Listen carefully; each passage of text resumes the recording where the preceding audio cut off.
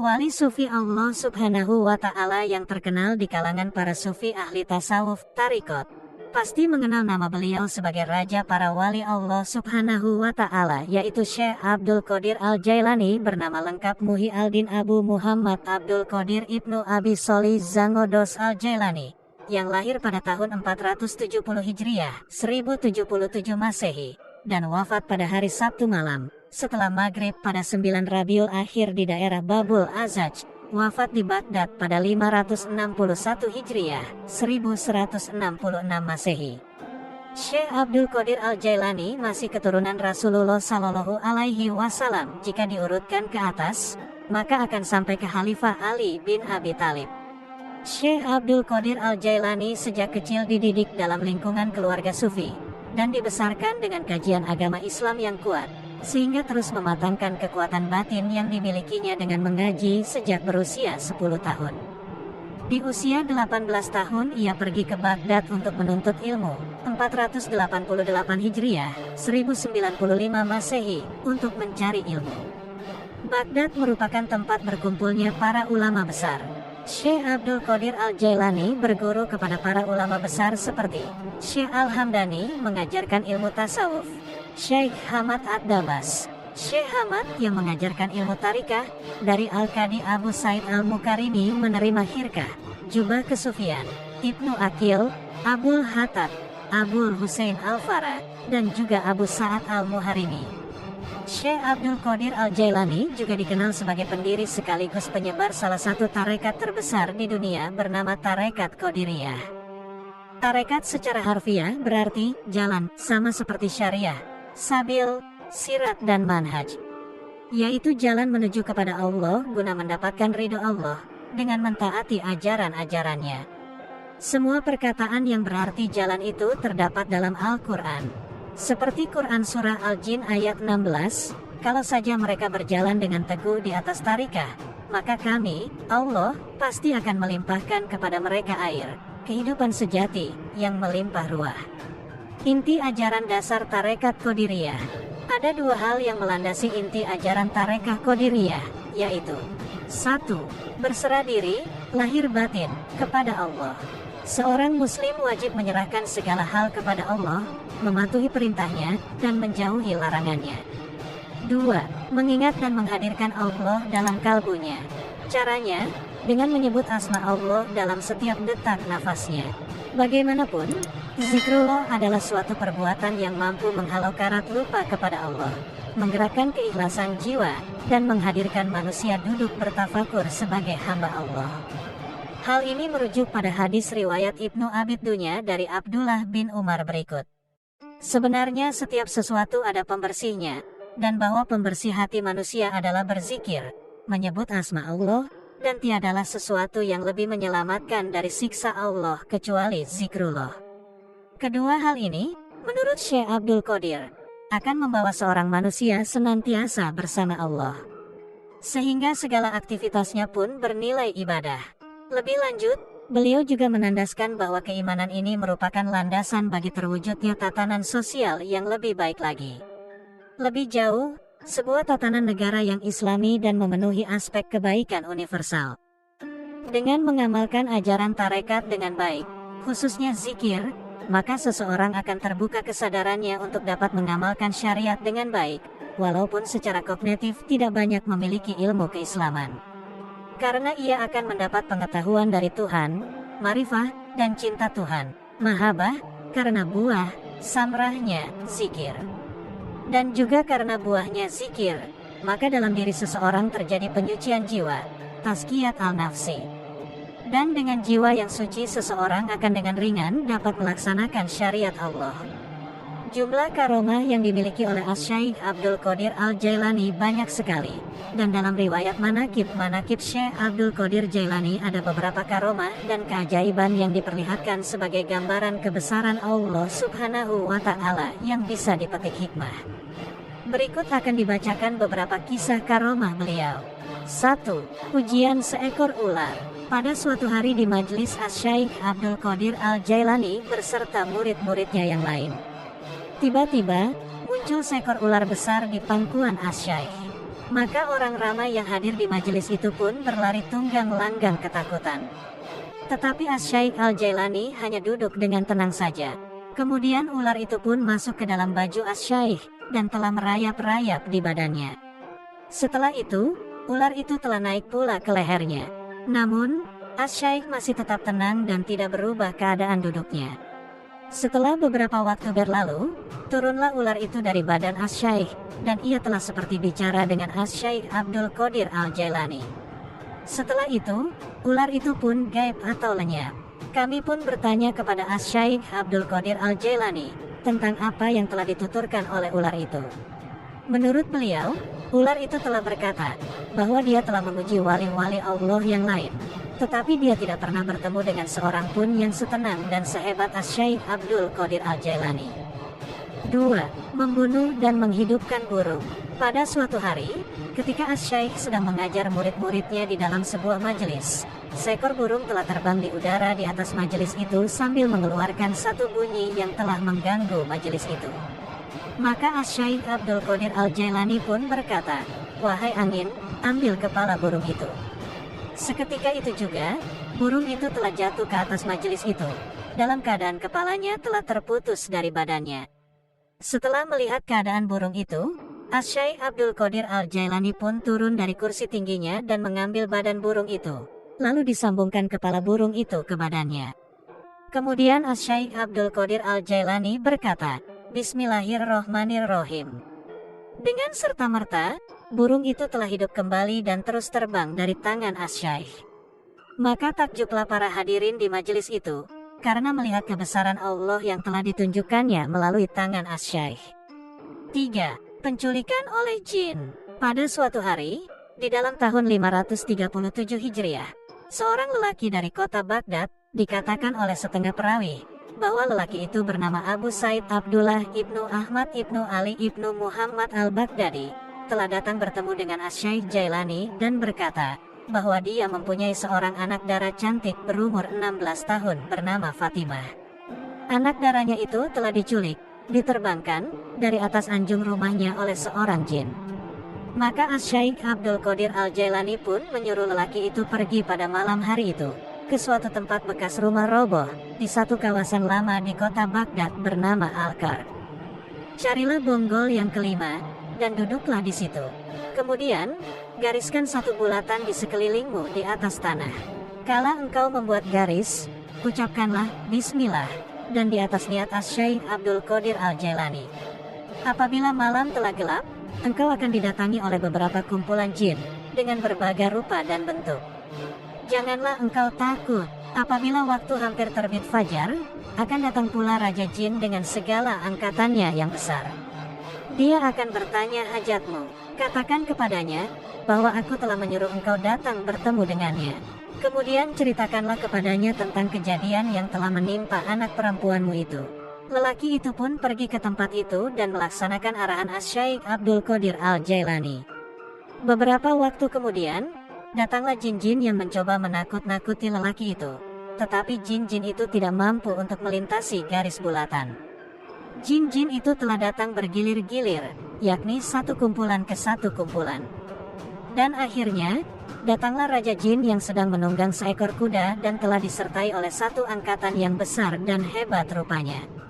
Raja Jin itu telah menghentikan kudanya di luar garis bulatan dan bertanya kepada lelaki itu, "Wahai manusia, apakah hajatmu?"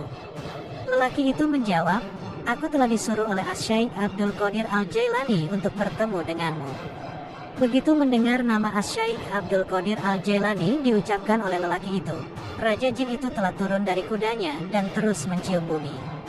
Kemudian Raja Jin duduk di atas bumi, disertai dengan seluruh anggota rombongannya.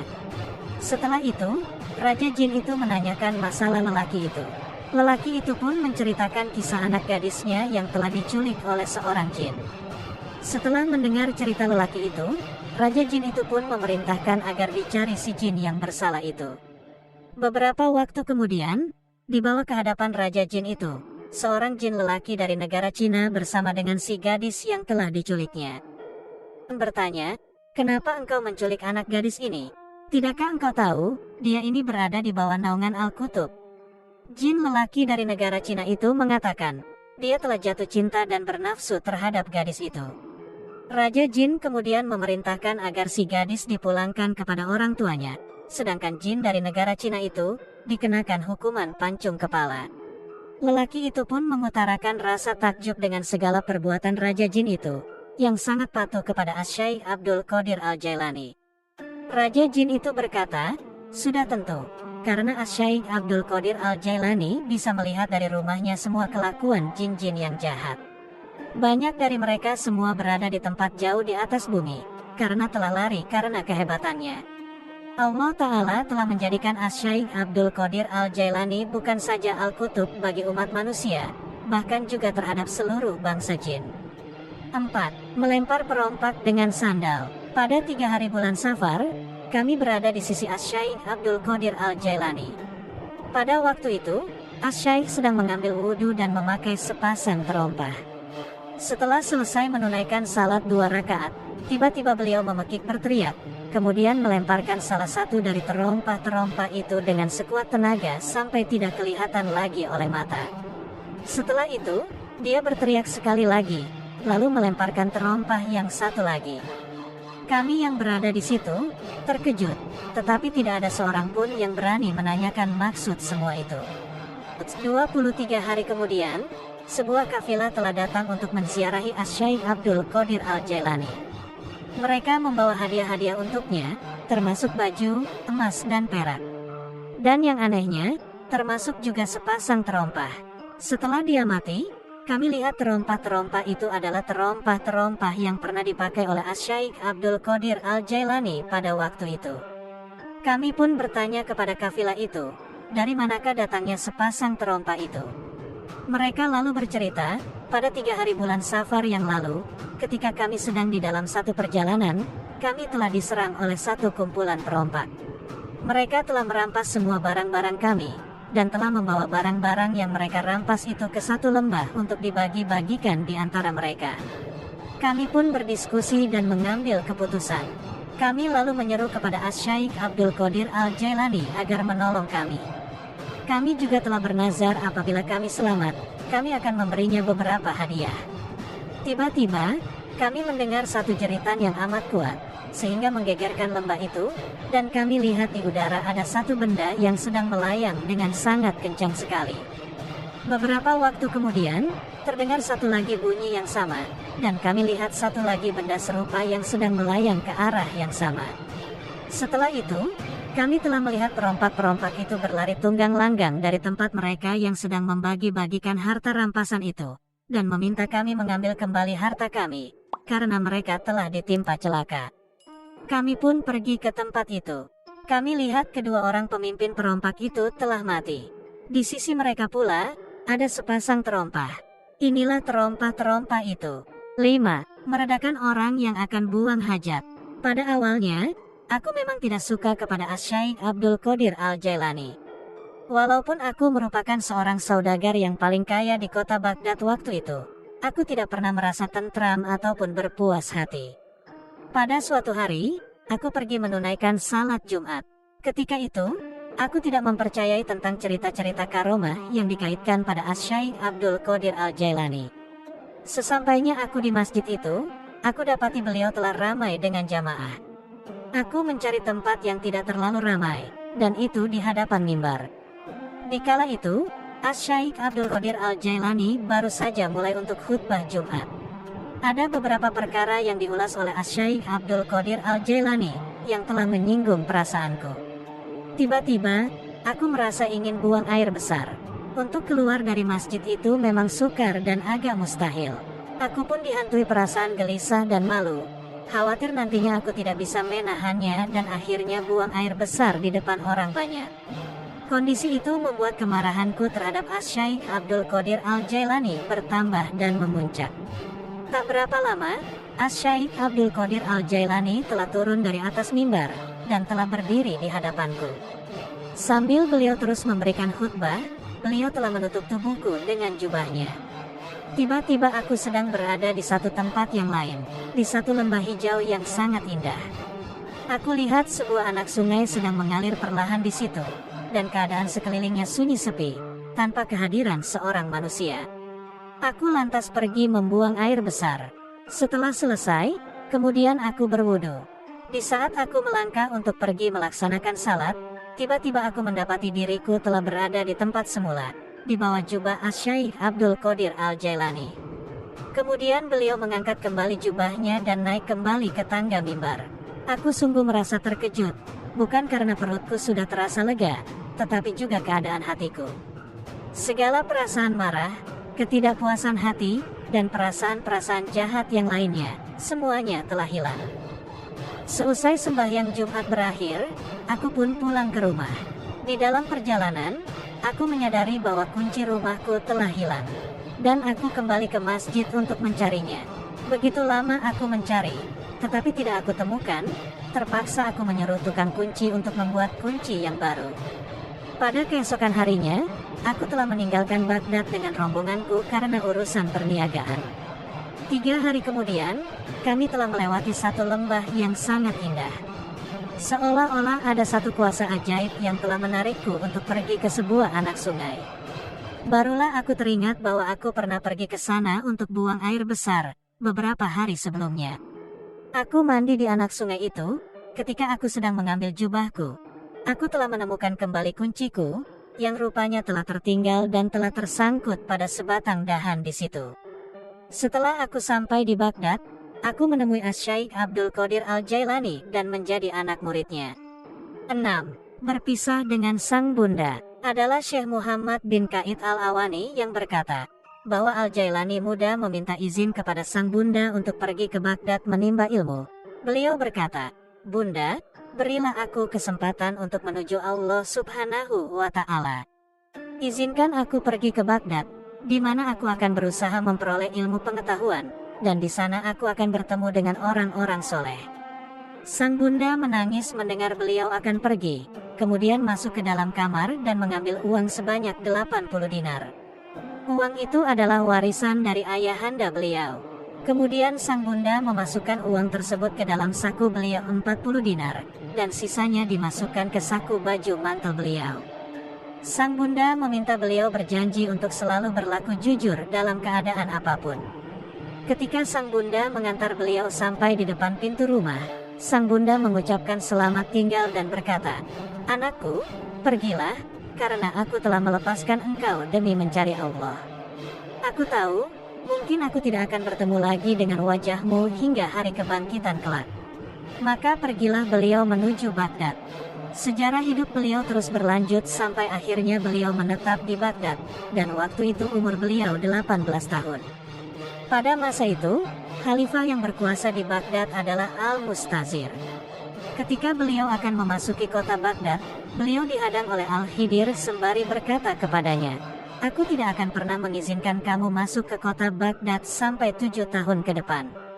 Beliau akhirnya tinggal di pinggiran sungai Tigris selama 7 tahun dengan hanya memakan dedaunan dari jenis yang bisa dimakan, sampai suatu kali leher beliau berubah warna menjadi hijau. Pada suatu malam beliau mendengar suara yang mengatakan, "Wahai Abdul Qadir Al-Jailani, sekarang masuklah ke Baghdad." Setelah mendengar suara itu, beliau segera memasuki Baghdad. Malam itu cuaca sangat dingin dan hujan. Maka Abdul Qadir Al-Jailani mendekati zawiyah pondokan Sufi Syekh Hamad bin Muslim Ad-Dabas. Akan tetapi, Syekh Hamad berkata kepada muridnya, "Kuncilah pintu zawiyah, tetapi buatlah cahaya lampu tetap menyinari ke arah luar zawiyah." Abdul Qadir Al-Jailani hanya duduk di samping pintu. Lalu Allah Subhanahu wa Ta'ala menurunkan kantuk kepadanya hingga beliau tertidur. Saat terbangun, beliau dalam keadaan hadas besar, mimpi basah, maka dengan segera beliau mandi besar. Kemudian Allah Ta'ala menurunkan kantuk lagi kepada beliau, dan beliau pun tertidur lagi. Saat bangun, beliau hadas besar lagi, lalu beliau segera mandi besar lagi. Demikian itu terjadi berulang-ulang hingga 17 kali. Akhirnya, ketika fajar menyingsing, pintu zawiyah terbuka dan Abdul Qadir Al-Jailani melangkah masuk. Syekh Hamad Ad-Dabas segera melangkah maju menyambut beliau, lalu memeluk erat beliau, dan memberi beliau rangkulan yang hangat. Air mata menetes di pipi Syekh Al-Dabas sembari ia berkata, "Oh anakku Abdul Qadir Al-Jailani, hari ini adalah tanggung jawab kami di sini. Zawiyah ini, jika nanti kamu telah memegangnya, maka bimbinglah si tua yang rambutnya telah memutih ini." 7. Para guru Syekh Abdul Qadir Al-Jailani. Abdul Qadir Al-Jailani memperoleh latihan spiritual di Baghdad dari dua sufi terbesar di zaman itu, Syekh Said Abu Al-Khair Hamad bin Muslim Ad-Dabas dan Syekh Qadi Abu Said Mubarak Al-Mahzumi. Meskipun beliau memperoleh banyak berkah dari kedua guru tersebut, namun beliau belum memberi bayat alias menduduki posisi mursyid.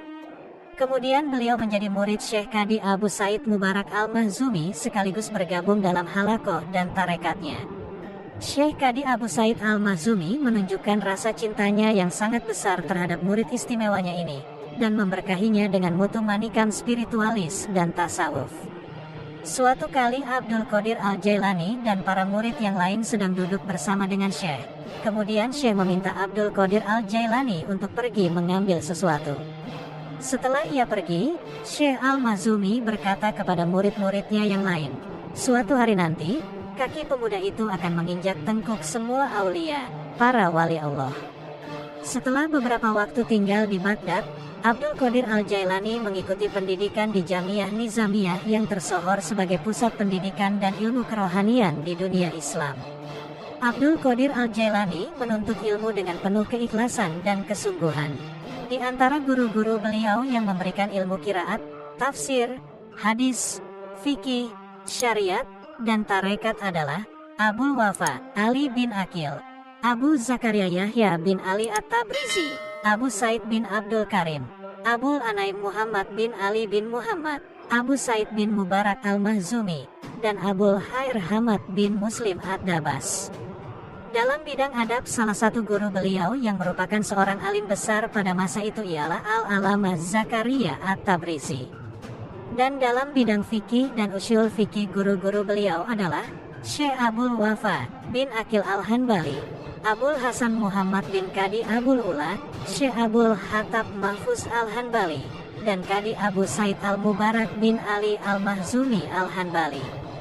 Dalam bidang hadis, beliau menerima ilmu dari para ulama sebagai berikut: Sayyid Abul Barakat Talah Al-Akuli, Abul Anaim Muhammad bin Ali bin Maimun Al-Farsi, Abu Uthman Ismail bin Muhammad Al-Ishbihani, Abu Ghalib Muhammad bin Hasan Al-Bakillani, Abu Muhammad Ja'far bin Ahmad bin Al-Husaini, Sayyid Muhammad Mukhtar Al-Hasimi, Sayyid Abu Mansur Abdur Rahman Al-Kazas, dan Abul Qasim Ali bin Ahmad Banan Al-Kargi.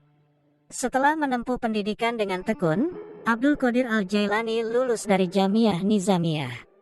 Pada masa itu tidak ada satupun alim di muka bumi yang lebih faqih dan saleh dibandingkan dengan Abdul Qadir Al-Jailani. 8. Belajar kepada Al-Khidir. Abu As-Sa'ud Al-Huraimi mengisahkan, "Aku pernah suatu kali mendengar tuan kami Syekh Abdul Qadir Al-Jailani berkata, aku tinggal di kawasan Padang Gersang Irak selama 25 tahun sebagai pengembara terasing. Aku tidak tahu apa dan siapa saja makhluk yang mengikutiku, dan mereka juga tidak ingin tahu aku.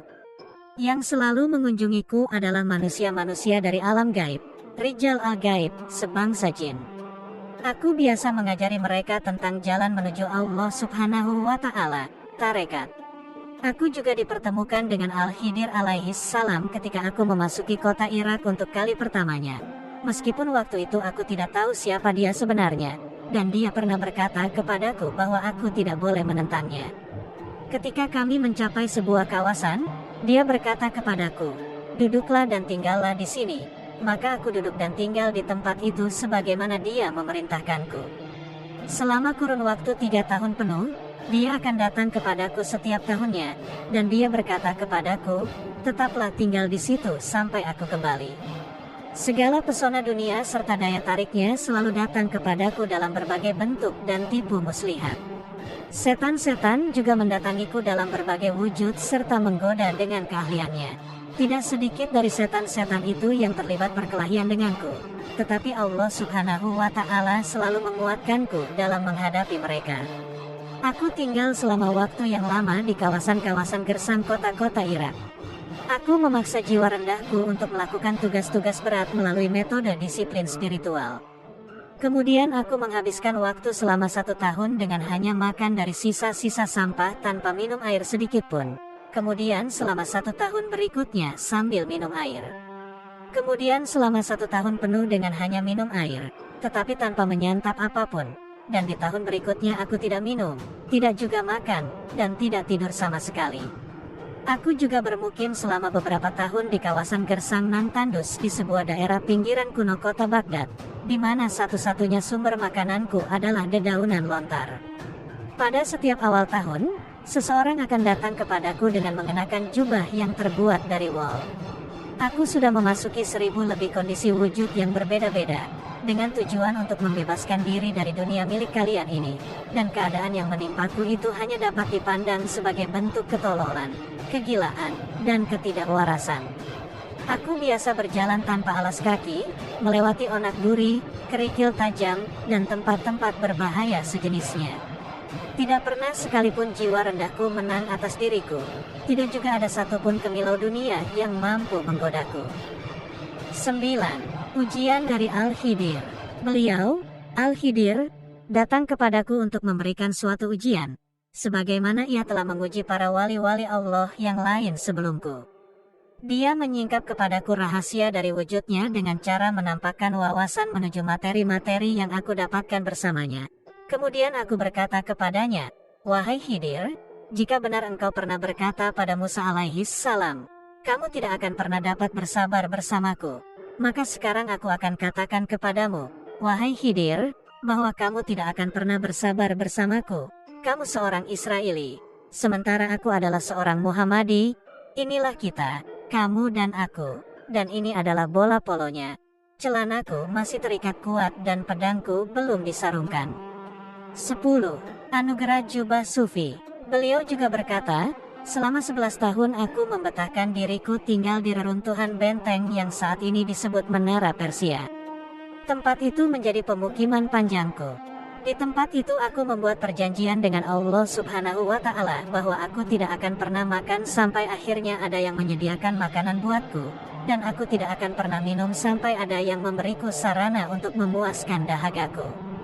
Kemudian aku tinggal di situ selama 40 hari tanpa makan dan minum.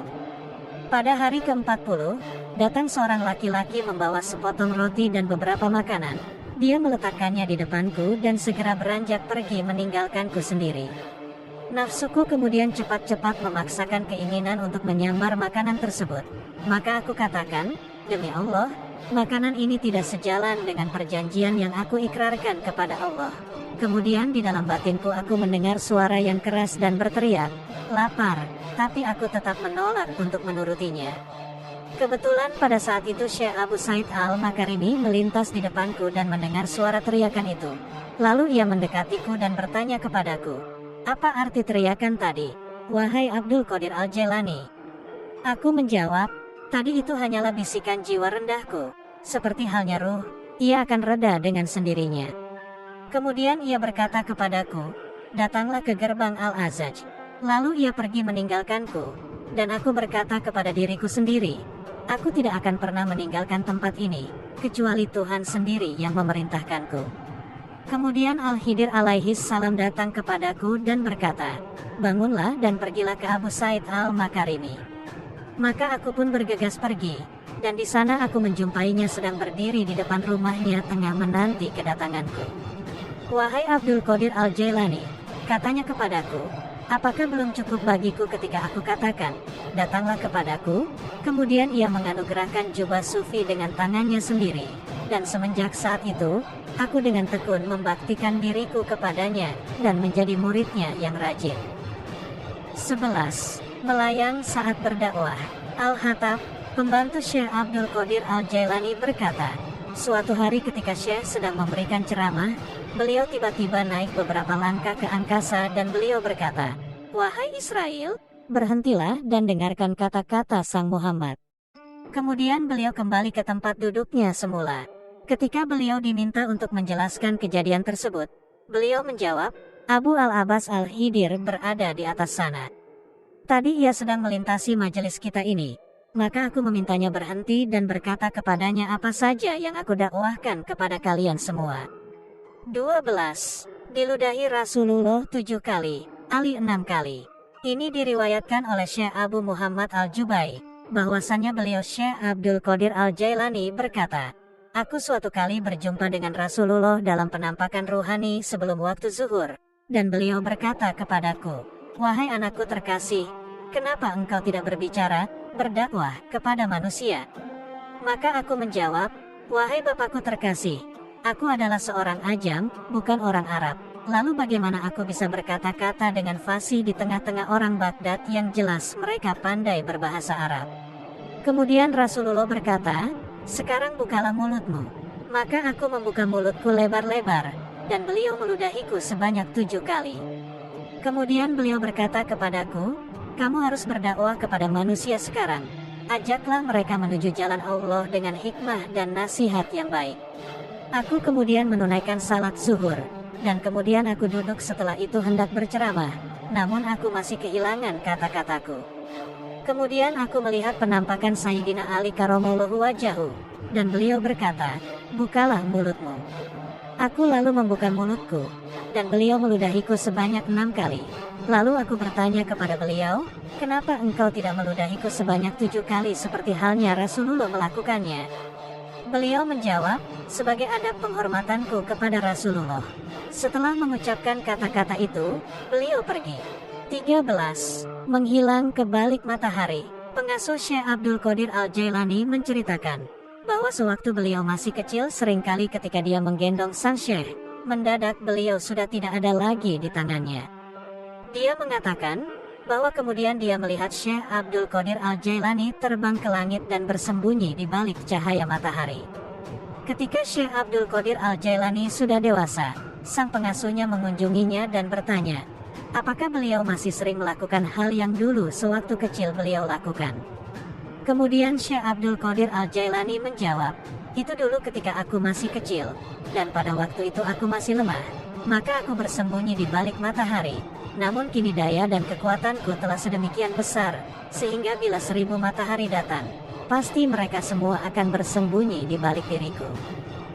14. Bertarung melawan setan, iblis, dan hawa nafsu. Kisah ini diriwayatkan oleh Syekh Utsman As-Sirafani. Beliau berkata, aku suatu kali mendengar tuan kita, Syekh Abdul Qadir Al-Jailani berkata, aku pernah bermukim sendirian di sebuah kawasan gersang. Setiap hari dan setiap malam setan-setan sering datang kepadaku berbaris-baris dalam wujud manusia jadi-jadian yang membawa berbagai macam senjata, serta memikul berbagai benda yang berbunyi sangat keras. Mereka terlibat perkelahian denganku dan melempariku dengan bola api. Saat menghadapi keadaan seperti itu, aku mendapati di dalam hatiku suatu rasa tentram yang sulit terucapkan dengan kata-kata. Aku mendengar suara dalam hatiku yang berkata, berdirilah dan serang mereka wahai Abdul Qadir Al-Jailani, karena kami selalu siap menambah kekuatanmu, dan kami akan datang dengan pasukan yang tidak mungkin terkalahkan oleh mereka. Dan saat aku melemparkan satu serangan kepada para setan itu, mereka sontak berlari tunggang langgang dan pergi menghilang. Setelah itu, ada sesosok setan datang dari tengah-tengah para setan yang berlari menjauh dariku. Setan itu menghampiriku dan berkata kepadaku, pergilah dari sini atau aku akan melakukan begini dan begitu kepadamu. Dia memperingatkanku akan akibat apa saja jika aku tidak pergi dari wilayah itu. Maka kemudian aku menamparnya dengan tanganku dan dia pun melarikan diri dariku. Lalu aku berucap, tidak ada daya dan kekuatan kecuali bersama Allah yang maha tinggi lagi maha agung. Setan itu diterkam oleh api dan aku melihatnya terbakar hangus. Pada waktu yang lain, aku didatangi oleh sosok yang penampilannya benar-benar menakutkan, dan bau badannya sangat menjijikkan, baunya sangat bacin dan memuakkan. Dia berkata kepadaku, aku adalah iblis. Aku datang kepadamu dengan maksud untuk menjadi budakmu, karena kamu telah berhasil menggagalkan segala upayaku dan mengalahkan pengikutku. Aku berkata kepadanya, "Pergilah, karena aku tidak percaya sama sekali kepadamu." Tapi pada saat itu sebuah tangan turun dari sisi iblis dan memukul tengkorak kepalanya dengan kekuatan yang sangat besar hingga membuat iblis itu terjungkal keras melesat ke dalam tanah, dan dia pun menghilang entah kemana. Iblis itu datang kembali kepadaku untuk kedua kalinya dengan membawa anak panah api di tangannya dan hendak menyerangku.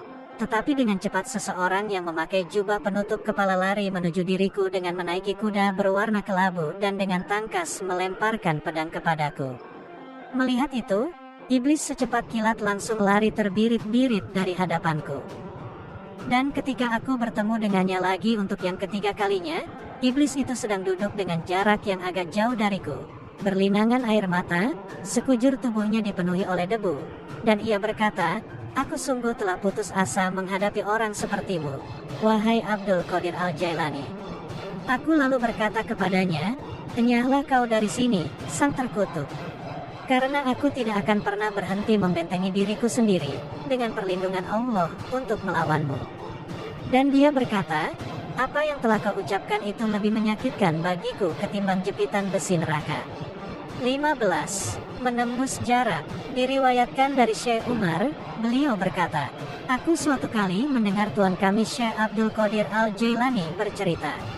Keadaan ruhani, ahwal, pernah datang kepadaku tanpa terduga sama sekali. Pada awal masa-masa aku melakukan pengembaraan dan berada di padang tandus di wilayah Baghdad. Aku berlari melewati jarak kira-kira 1 jam perjalanan, dan aku benar-benar tidak sadar bahwa aku sedang berlari. Saat aku kembali dalam kesadaranku yang normal, aku mendapati diriku sampai di kawasan Shastar, di mana jarak tersebut dengan Baghdad kira-kira sekitar 12 hari perjalanan. Ketika sampai di sana, aku berdiri dan melihat-lihat sekeliling. Lalu seorang wanita datang kepadaku sambil berkata, "Apakah yang kamu alami itu membuatmu terkejut dan heran? Padahal kamu tidak lain adalah Abdul Qadir Al-Jailani." 16. Melihat Al-Lauhil Al-Mahfuz. Tertulis dalam riwayat bahwa Syekh Abul Hafiz menyatakan, Syekh Abdul Qadir Al-Jailani biasa melayang di udara dan berkata, "Matahari tidak pernah terbit tanpa mengucapkan salam kepadaku."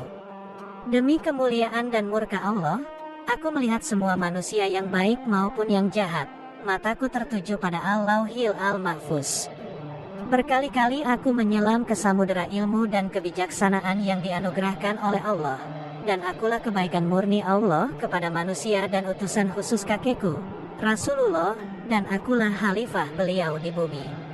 17. Kuasa atas Raja Jin. Syekh Abu Futub Muhammad bin Abul As Yusuf bin Ismail bin Ahmad Ali Karsyi At-Tamimi Al-Bakari Al-Baghdadi meriwayatkan bahwa suatu ketika Syekh Abu Said Abdullah bin Ahmad bin Muhammad Al-Baghdadi Al-Asjai datang kepada Syekh Abdul Qadir Al-Jailani dan mengatakan bahwa putrinya yang berusia 16 tahun Fatimah yang sangat cantik kemarin naik ke tingkat rumah, tapi tiba-tiba dia lenyap dari sana. Ketika Syekh Abdul Qadir Al-Jailani mendengar hal ini, beliau menghiburnya dan mengatakan kepadanya agar tidak perlu khawatir.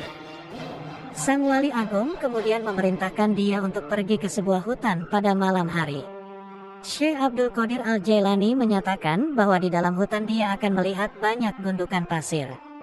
Dia harus duduk di gundukan pasir ke-6 yang dilewatinya, dan harus membuat sebuah gambar lingkaran di sekeliling dirinya sambil berkata, "Bismillah," dan kemudian berkata, "Abdul Qadir." Syekh Abdul Qadir Al-Jailani berkata, "Menjelang sepertiga malam terakhir kau akan melihat pasukan jin berlalu. Mereka tampak sangat mengerikan dan ganas. Tetapi engkau tak perlu takut, engkau harus tetap duduk dan menunggu." Tepat pada saat cahaya matahari pertama tampak, Raja Jin yang paling berkuasa akan lewat, dan dia akan menghampirimu lalu menanyakan permasalahanmu. Jelaskanlah permasalahanmu kepadanya, dan katakan bahwa aku yang mengutusmu. Beritahukan kepada Raja Jin itu tentang putrimu yang hilang. Syekh Muhammad Al-Baghdadi berkata, "Aku mengerjakan apa yang Syekh Abdul Qadir Al-Jailani perintahkan. Aku duduk di gundukan pasir tersebut dan menunggu. Setelah beberapa waktu, aku melihat pasukan jin dalam rupa-rupa yang mengerikan melintas. Mereka sangat marah kepadaku karena aku duduk di tengah-tengah jalannya. Namun mereka tetap berlalu tanpa mengucap sepatah kata pun, karena mereka tidak berani memasuki lingkaran tersebut. Pada waktu fajar, sang Raja Jin melintas, lalu menanyakan permasalahanku. Ketika aku mengatakan bahwa yang mengutusku adalah Syekh Abdul Qadir Al-Jailani, maka dia segera turun dari kudanya dan berdiri dengan penuh hormat mendengarkan perkataanku. Lalu dia mengutus para jin untuk mencari jin yang telah menculik putriku. Akhirnya, putriku pun kembali, dan jin yang telah menculik putriku itu dihukum oleh sang Raja Jin. 18. Pengakuan 360 wali. Abdullah Al-Jubai suatu kali berkata, Syekh Abdul Qadir Al-Jailani memiliki seorang murid bernama Umar Al-Hawali. Dia meninggalkan Baghdad dan tinggal di tempat lain selama beberapa tahun. Ketika ia akhirnya kembali ke Baghdad, maka aku berkata kepadanya, "Sekian lama ini kamu berada di mana?" Dia menjawab, "Aku mengembara menyinggahi kota-kota di Suriah, Mesir, Persia, dan aku bertemu dengan 360 syekh, yang kesemuanya adalah para wali Allah. Tidak ada seorang pun dari mereka yang tidak berkata, Syekh Abdul Qadir Al-Jailani adalah syekh kami, dan merupakan pembimbing teladan kami menuju Allah Subhanahu wa Ta'ala." Syekh Hamad Ad-Dabas konon berkata, ketika Syekh Abdul Qadir Al-Jailani yang pada waktu itu masih remaja, disebut dalam majelisnya, aku melihat dua tanda di kepalanya, yang terpasang tegak di antara kebinatangan terendah dan kedaulatan tertinggi. Dan aku telah mendengar tentara kerajaannya memanggil-manggilnya dengan suara yang keras lagi jelas pada cakrawala tertinggi. Semoga Allah meridhoinya. Syekh Hamad Ad-Dabas kemudian berkata, kamu adalah penghulu para arifin di zamanmu nanti. Panjimu tertancap kuat untuk dibentangkan, baik dari kawasan timur sampai kawasan barat. Pundak orang-orang di zamanmu akan tunduk di bawah kendalimu, dan kamu akan diangkat pada suatu tingkatan spiritual yang mengungguli semua orang yang sebaya denganmu. 19. Pernyataan, kakiku berada di tengkuk para wali. Diriwayatkan oleh Al-Hafiz Abu Al-Is Abdul Al-Muqtis bin Harb Al-Baghdadi beserta banyak lagi lainnya, kami menghadiri majelis Syekh Abdul Qadir Al-Jailani. Di ruang tamu beliau banyak sekali para syekh dan wali yang mengikuti majelis beliau waktu itu. Ada sekitar kurang lebih 47 para syekh, dan masih banyak lagi yang berada dalam majelisnya. Ketika Syekh Abdul Qadir Al-Jailani berbicara, tampak sekali hati beliau dalam keadaan kesadaran penuh, yakni ketika beliau menyatakan, kakiku berada di atas tengkuk para wali Allah. Syekh Ali bin Al-Haiti melangkahkan kakinya saat itu juga, lalu naik beberapa langkah ke mimbar sang syekh, di mana kemudian dia memegang kaki sang syekh dan meletakkannya di atas tengkuknya sembari memposisikan kepalanya di bawah keliman jubah syekh. Semua yang hadir di situ pun membungkuk seperti yang dilakukan oleh Syekh Al-Haiti. Dan tidak ada satupun seorang wali Allah di muka bumi ini yang pada saat itu tidak menundukkan tengkuknya sebagai pengakuan tulus terhadap Syekh Abdul Qadir Al-Jailani, serta sebagai penghormatan kedudukan ruhani beliau yang khusus. Ada 300 aulia Allah dan 700 rijalul gaib yang hadir di majelis itu. Bahkan kumpulan para jin berkumpul pada saat itu. Para jin soli tersebut keluar dari segala penjuru cakrawala demi menghormati pernyataan beliau tersebut. Mereka mengucapkan selamat kepada Syekh Abdul Qadir Al-Jailani dan menunjukkan laku taubat melalui tangan beliau. Syekh Al-Makarimi menyatakan, pada hari itu, seluruh wali Allah tahu bahwa panji kesultanan wali telah tertancapkan di sisi Syekh Abdul Qadir Al-Jailani. Semua wali dari timur hingga barat serentak membungkukkan badan mematuhi pernyataan beliau ini. Said Syekh Khalifatul Akbar berkisah, aku bermimpi bertemu dengan Rasulullah tercinta, dan aku bertanya kepada beliau tentang pernyataan Syekh Abdul Qadir Al-Jailani tersebut. Rasulullah menjawab, Abdul Qadir Al-Jailani telah mengatakan hal yang sebenarnya, karena dia sang kutub, dan dia ku berikan tempat di bawah sayapku dan dalam perlindunganku.